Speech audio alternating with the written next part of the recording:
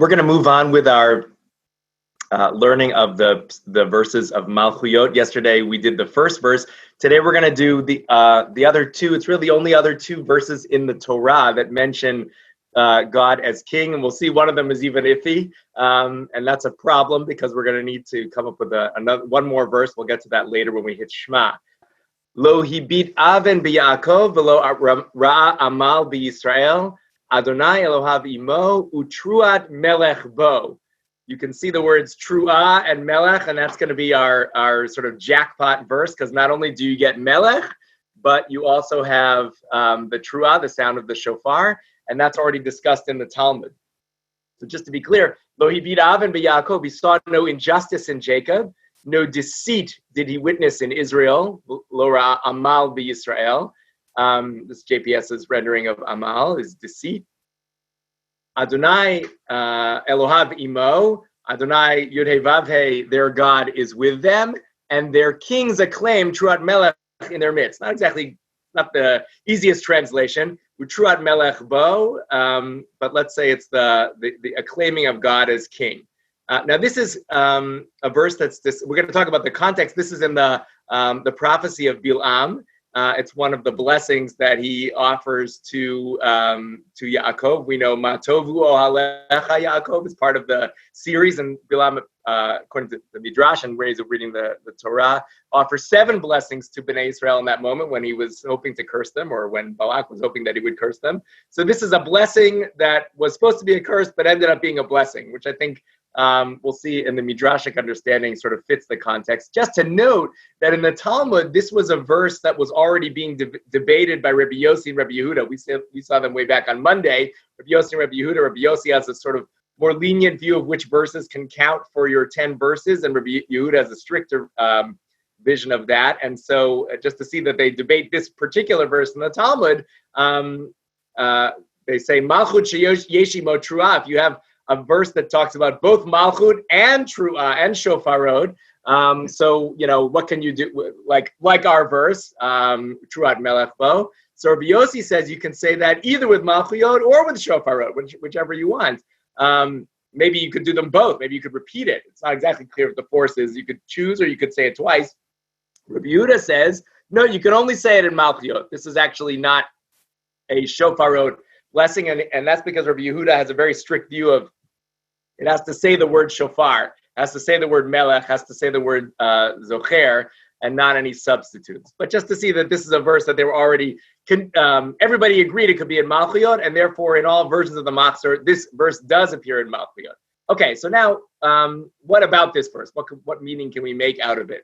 So as I mentioned, the Midrash mentions this as one of the blessings that Bilam offers directly to Yaakov, Matovu Ohalecha Yaakov, Mimana Afar Yaakov, who can count the dust of Jacob, like so many kids, like the Afar Haaretz. Lo hibit aven b'Yaakov is our verse. There was no injustice, no, JPS again translating injustice, no wrongdoing with Yaakov. Now this gives rise to a Midrash you probably are familiar with, which is, wait a minute, if you take this literally, isn't Jacob sort of a trickster? Isn't that the name of, he has he's sort of a heel, as it were, and doesn't he do things that are dishonest? So how could God say lo hibit aven b'Yaakov, or how could Bilam say that in praise of Jacob, if you're literally talking about the biblical character Jacob as opposed to the Jewish people? And this is the source of the Midrash made famous by Rashi about how Jacob didn't lie when Jacob said that he was his brother Esav when he was talking to his father Yitzchak. This is in Midrash Tanchuma. Jacob said to his father, Vayomer Yaakov el Aviv, Anochi Esav b'chorecha, I am Esav, your firstborn. Sounds like a lie, sounds like an aven, sounds like something that you shouldn't be doing. And even though, Afal Pisha Atem Omrim Shikar Yaakov, even though you say that Jacob lied, he did not lie. How do I know that Jacob didn't lie? Because Bilam said, Lo hibit aven b'Yaakov. We must understand as a baseline that Jacob doesn't lie, and therefore we have to interpret this verse differently. And so what is it? Ela Amar Anochi Yaakov Esav Hu b'chorecha. I, pregnant pause, I, parentheses, am Jacob. Esav is your firstborn. Anochi, comma, Esav b'chorecha. I am Esav is your firstborn, and that's the reinterpretation of how Jacob didn't lie in that moment, and therefore lo yibidaven b'Yaakov. Now, I think it's an interesting way to approach the high holidays, where we actually stand before God and say, you know that we lied, but we're going to stand before you as if we didn't lie, and we're going to look at us as if we are innocent. Lo hibid aven b'Yaakov. God didn't. There might be aven b'Yaakov, but God didn't see it. And that's sort of an orientation we can take with us into the holidays. One other note on this verse, and then we'll try to do this the next verse in Malchiot as well. Also from Midrash Tanchuma, Lo hibid aven b'Yaakov, Amar Bilam eno mistakel ba'averot shebi'adam v'lo begeut shelahem. Don't look. It's not that it doesn't exist. Don't look at it. God doesn't look at the wrongdoings here. Ela bizchut shelahem, says in one manuscript. Rather, God looks at the merits. Okay, so this is a subtle plea. Lo hibid aven b'Yaakov isn't us saying to God, we have not sinned. Rather, it's don't look at our sins. Okay, and that's sort of I would say a big theme in the Machzor. And then the end of this midrash was a little bit unclear, but I brought it because it's a nice image. Truad Melech Bo, the midrash says Tokea umeria umepil choma, mapil choma. So Truat Melech, they read as the shofar blast, the tekiah and the truah, tokea umeria, and that brings down the wall. So if we think of this generally as like one of the meanings of the shofar is to bring down the wall, this might also be that wall that, the wall that interrupts us between us and God and our relationship, because God is looking at our sins. Lo hibid aven b'Yaakov, eno mistakel. No, not on Rosh Hashanah. God's not going to look at those sins. Okay, so that's the second verse from Malchiot. Let's just finish up with the third verse, which has a nice sort of Jewish unity message here. Okay, so Vayi Yeshurun Melech bit Asef Rashi Am Yachad Shiftei Yisrael. It's a little bit hard to translate. Then he became JPS. He became king in Yeshurun, in Yeshurun, when the heads of the people assembled. Asef Rashi Am. Yachad Shiftei Yisrael, the tribes of Israel together. Okay, so apparently these are, the Midrash going to read this as causative statements. The first is just to note that throughout Midrashic literature, the Melech here, Vayi Yeshurun Melech in Yeshurun, seems to be a synonym for Israel, but that's also not totally clear. In Yeshurun, in the people of Israel, there was a king, or he became king, and it's I capitalized here, like like JPS did. He capital H. But it could be he with a lowercase h. That's how most of the Midrashim read this. And who's the king? The king is Moshe. I brought you just one version of this, Vayikra Rabbah, which says that in another verse talking about a king, Melech Asur B'Rihitim, the Rebbe Brecha said that the Melech is Moshe. We know this is Moshe because it says Vayi Yeshurun Melech. Melech is Moshe.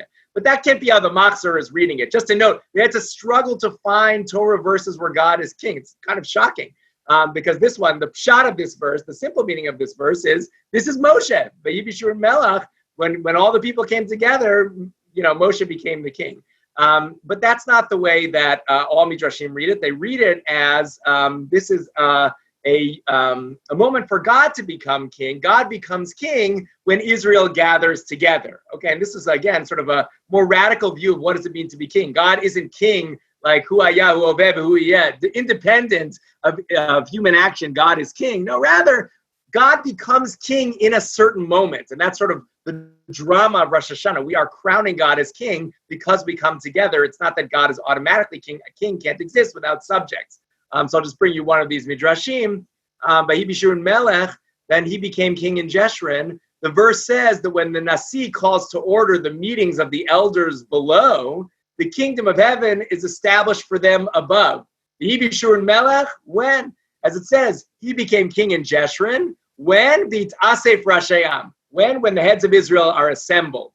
And then they make a learning to say that the heads of Israel is the 70 elders. So one view is God becomes king when the leadership of Israel comes together. And that's sort of another thing that's related to Rosh Hashanah. Rosh Hashanah is dependent on the authorities coming together and declaring when the new moon is. The Mishnah deals with that.